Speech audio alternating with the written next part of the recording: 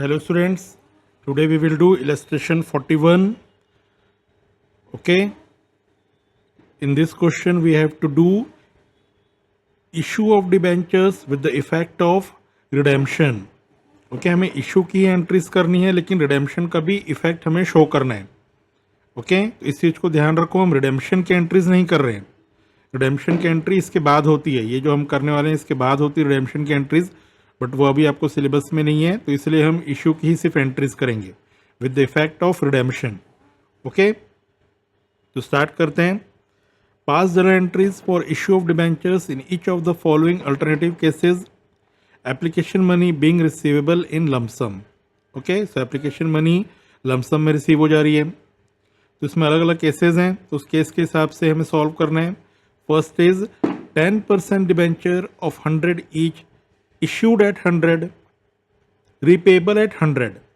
Okay तो company ने 100 rupees का जो डिबेंचर है ये क्या है, this is the face value. Okay issue किया है 100 पे यानी कि एट पार है, और रिपेबल एट 100 यानी कि this is at par. Clear. तो इशू भी 100 में किए हैं और रिपे भी कंपनी ने 100 पे किया है और फेस वैल्यू भी 100 है. ओके तो सभी चीज़ें 100 है. तो सबसे पहले तो अमाउंट रिसीव की एंट्री करेंगे. Bank account debit to debenture application allotment account, that is 100 rupees receive हुआ है. अब जब कंपनी इशू किए तो भी 100 में किया है और रिपे भी 100 में किया है, तो कंपनी को कोई भी लॉस नहीं हुआ है, ना ही इशू में ना ही रिपेमेंट में. ओके तो क्या करेंगे, सीधा 100 रुपीज़ को ट्रांसफ़र कर देंगे डिबेंचर अकाउंट में, that is debenture application allotment account debit to 10% debenture account. Okay तो हमेशा ये परसेंट जो है हमेशा आपको मेंशन करना है डिबेंचर पे. डिबेंचर एंड प्रेफरेंस शेयर दोनों के लिए यही रूल है. ओके परसेंटेज मेंशन करना होता है. And narration issue of 10% debenture at par. Okay तो एट पार में इशू हुआ है और रिपेबल भी एट पार हुआ है, तो इसमें कोई भी आपको दिक्कत नहीं आनी चाहिए, सिंपल है. Second 10% debenture of 100 each issued at 95. देखो फेस वैल्यू 100 है बट इशू कितना किया कंपनी 95 में, यानी कि डिस्काउंट में इशू कर दिया है. एंड रिपेबल एट 100, और रिपेबल के समय तो फेस वैल्यू में किया, यानी रिपेबल के समय कोई भी लॉस नहीं हुआ है. क्लियर. यानी कि ये क्या हुआ, issue at discount and redeem at par, ये वाला सिचुएशन है. ओके तो रिडीम एट पार है तो आपको क्या देखना है, रिडीम और फेस वैल्यू, इसको एक बार देख लेना है. इसमें अगर सेम वैल्यू है यानी कि रिडीम एट पार है तो आपको रिडेम्पशन का कोई भी इफेक्ट इसमें नहीं शो करना है. इसमें जब वेरिएशंस आते हैं रिडीम में तो ही आपको रिडेम्पशन का इफेक्ट दिखाना है इशू के एंट्रीज में. हम इशू की एंट्रीज कर रहे हैं, बार बार मैं आपको बता रहा हूँ. क्लियर. तो सबसे पहले तो हमें इस पार्ट को कंसिडर करना है, इशू एट डिस्काउंट. ओके तो पहले तो अमाउंट मिलने की एंट्री, तो अमाउंट जो मिलेगा वो 95 रुपीज़ के हिसाब से मिलेगा, तो यहाँ पे लिखेंगे 95. So bank account debit to debenture application allotment account and amount is rupees 95. Okay now discount क्या होता है, कंपनी के लॉस है तो डिस्काउंट को डेबिट करेंगे. So debenture application allotment account debit, discount on issue of debenture account debit to 10% debenture account. Okay, so 95 rupees and कितना rupees discount है, 5 रुपीज़ डिस्काउंट है और 100 रुपीज़ डिबेंचर में गया. क्लियर.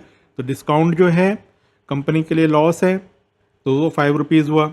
तो अभी देखो यहाँ पे इस सिचुएशन से क्या समझ में आया, फेस वैल्यू 100 है, रिपेबल 100 में किए.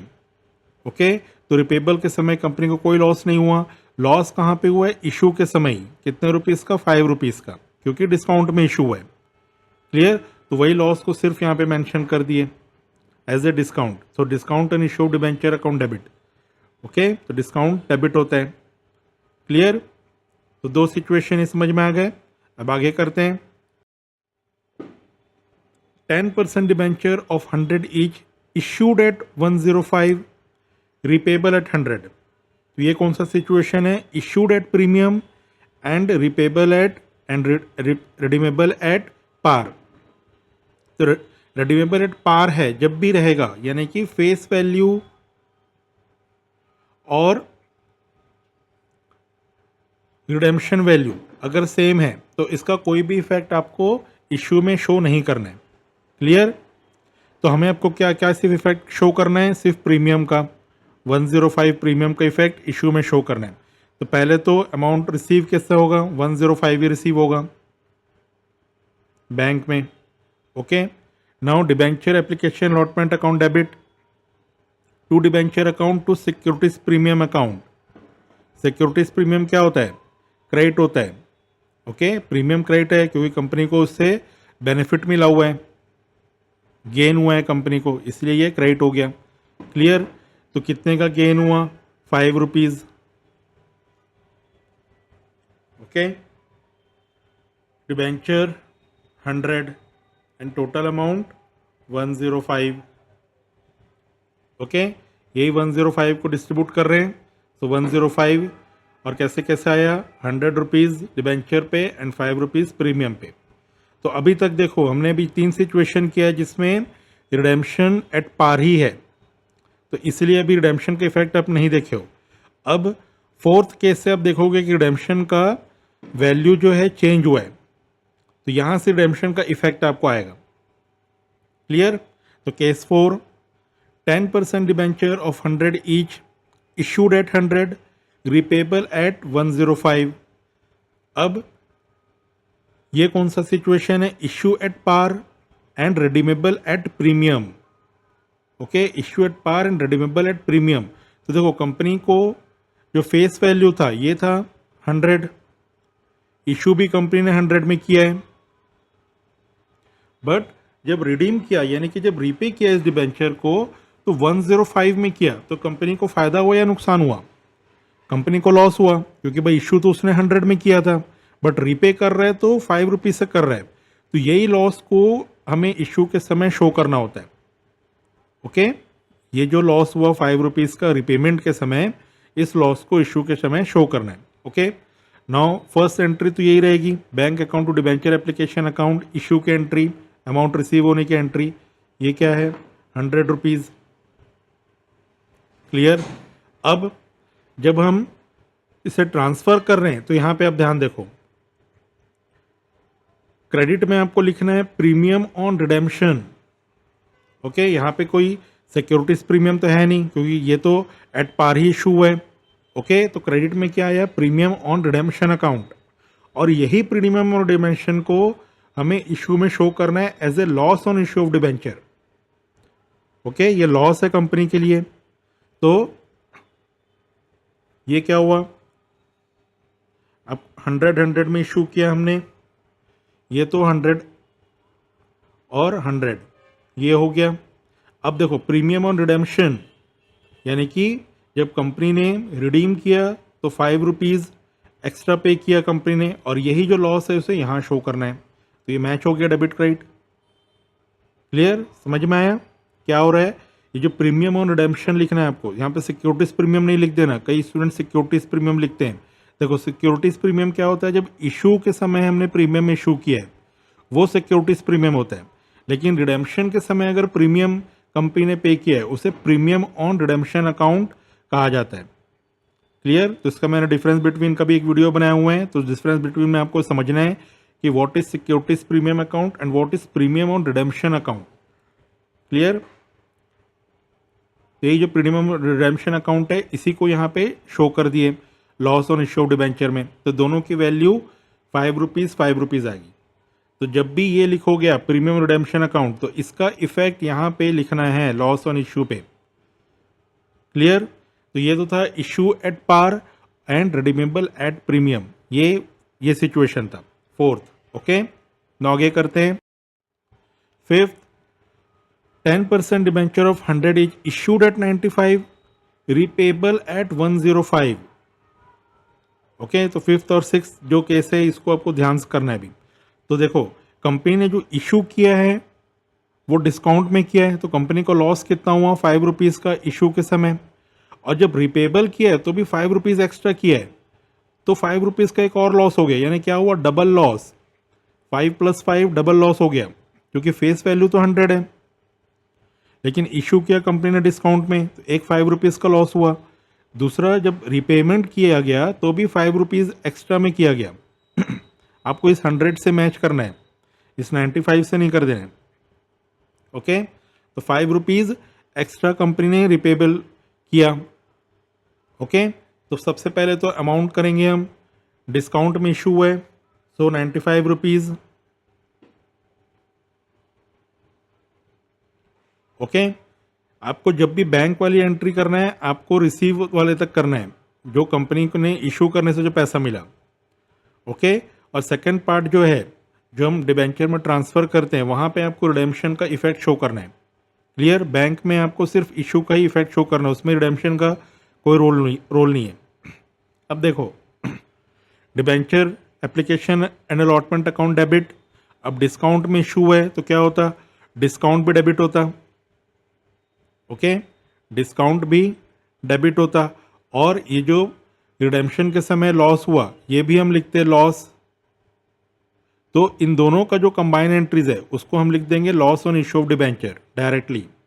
ओके, जिसमें डिस्काउंट और लॉस दोनों ही इंक्लूड हो जाएंगे। क्लियर, तो ये हो गया डिस्काउंट और लॉस का। देन प्रीमियम ऑन रिडेम्पशन, जब भी प्रीमियम में रिडीम किया जाएगा तो वो क्रेडिट में होगा। और ये मैं आपको बताया हूँ कि प्रीमियम ऑन रिडेम्पशन यहाँ पे क्रेडिट इसलिए हो रहा है क्योंकि अभी कंपनी को ये इफेक्ट, नेट इफेक्ट शो करना है कि डिबेंचर अकाउंट में कितना अमाउंट आएगा।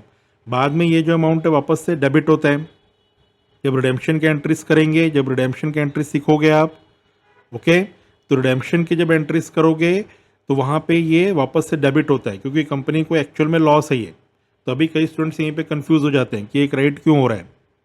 ओके, तो जब भी रिडेम्पशन ऑन प्रीमियम है तो यहाँ पे क्रेडिट कर दिए, और यही क्रेडिट का अमाउंट यहाँ आएगा। ओके, तो पहले तो ये 95 रुपीज़ बटेगा 95, और डिबेंचर पे भी, डिबेंचर इसमें हमेशा ओरिजिनल वैल्यू रहती है, फेस वैल्यू 100। अब देखो, जब ये लॉस हो रहा है प्रीमियम ऑन रिडेम्पशन, ये कितना है 5 रुपीज़, तो ये 5 रुपीज़ हो गया प्रीमियम ऑन रिडेम्पशन। और डिस्काउंट कितना है 5 rupees, so 5 + 5 that is 10।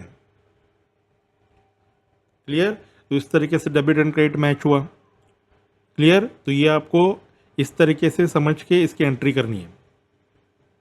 Clear, तो डिस्काउंट में जब इशू हो रहा है और प्रीमियम में रिडेम्पशन हो रहा है, यानी कि डबल लॉस है ये। ओके, तो ये डबल लॉस का ही ये यहाँ पे हमने ऐसा लिखा हुआ है 5 + 5। क्लियर, तो ये अमाउंट ऐड होके आ गया, discount and loss on issue of debenture. Okay, तो loss on issue of debenture ये जो एक ब्रॉड टर्म है जिसमें डिस्काउंट और जो रिडेम्पशन के समय जो लॉस हुआ इसको इंक्लूड करता है ये। ओके, तो नरेशन लिखेंगे, issue of 10% debenture at 5% discount and redeemable at 5% premium. ये पूरा आपको लिखना है। तो इस तरीके से समझ में आएगा कि कंपनी को डबल लॉस हो गया। क्लियर, समझ में आया। Now sixth, 10% debenture of 100 each issued at 105, repayable at 110। अब कंपनी ने जब इशू किया तो 5 रुपीज़ एक्स्ट्रा पे इशू किया है, लेकिन जब रिडीम किया तो 10 रुपीज़ एक्स्ट्रा दिया, यानी कंपनी को लॉस कितना हो रहा है, आपको फेस वैल्यू से मैच करना है। ओके, फिर कई बार स्टूडेंट क्या करते हैं, इशू प्राइस से देख लेते हैं कि इशू तो 105 में किए और रिपेबल 110 किए, यानी लॉस वो 5 रुपीज़ का समझते हैं, but that is wrong. Loss अगर आप 5 कंसिडर कर रहे हो दैट इज़ रॉन्ग। लॉस जो है वो 10 रुपीज़ का है, आपको फेस वैल्यू से कंपेयर करना है। ओके, आपको फेस वैल्यू से ही कंपेयर करना है। सो नाउ जब बैंक कंपनी को रिसीव हुआ तो ये तो प्रीमियम में रिसीव हुआ है, 105 लिख दिए। क्लियर, नाउ जब डिबेंचर में ट्रांसफ़र करेंगे तो क्या क्या आएगा, सिक्योरिटीज़ प्रीमियम आया क्योंकि कंपनी ने इशू किया है प्रीमियम पे। नाउ प्रीमियम ऑन रिडेम्पशन आया क्योंकि कंपनी ने रिडीम किया है प्रीमियम पे। और जो प्रीमियम ऑन रिडेम्पशन जैसे ही आता है आपको समझ जाना है कि यहाँ पे लॉस ऑन इशू डिबेंचर लिखना है। जब प्रीमियम ऑन रिडेम्पशन आएगा तभी लॉस ऑन इशू डिबेंचर आएगा। ओके, जब नहीं है प्रीमियम रिडेम्पशन तो सिर्फ डिस्काउंट रहेगा, अगर डिस्काउंट में इशू होता है तो तब वहाँ पे आपको लॉस नहीं लिख देना है। ये लॉस जो है इसी प्रीमियम को रिसेंबल करता है, ओके, इस प्रीमियम को ही रिसेंबल कर रहा है। क्लियर? तो इसमें कंफ्यूज नहीं होना है बिल्कुल भी, ओके। तो अब इसका अमाउंट लिखते जाते हैं। सबसे फर्स्ट ये 105 डिस्ट्रीब्यूट हो रहा है, ओके। डिबेंचर में कितना आएगा? 10% डिबेंचर में अच्छा बताया मैं, ओरिजिनल वैल्यू आएगी 100 रुपीज़। अब बाकी सबकी वैल्यू लिखते जाओ। सिक्योरिटीज़ प्रीमियम कितना है? 5 रुपीज़। आराम से देख देख के जिसकी वैल्यू है वो लिखते जाओ, कोई हड़बड़ी नहीं, आराम से मैच होगा ये, okay. Now premium on redemption ये कितना है? 10 रुपीज़ पे रिडीम हुआ है, ओके। ये 10 रुपीज़ पे है और मैंने क्या बताया कि यही 10 रुपीज़ ही इफेक्ट है लॉस का, तो यहाँ पे लिख दिया 10 रुपीज़, ओके। तो ये हो गया 115, 115 से ये मैच किया debit and credit side. Clear? Narration लिखेंगे, issue of 10% debenture at 5% premium and redeemable at 10% premium. Clear? तो ये जो 5th और 6th है इसको आपको अच्छे से ध्यान से समझना है। क्लियर? तो ये चीज़ आपको प्रैक्टिस करो, एक ही क्वेश्चन में सारे चीज़ें हैं ताकि आप बिल्कुल भी कंफ्यूज ना हो। तो मैंने सारा इसको अच्छे से एक्सप्लेन कर दिया हूँ ताकि स्टूडेंट बिल्कुल भी कंफ्यूज ना हो, ओके। जिसको नहीं समझ में आ रहा है वापस से देखो वीडियो, तो ये क्लियर हो जाएगा आपको कॉन्सेप्ट। क्लियर?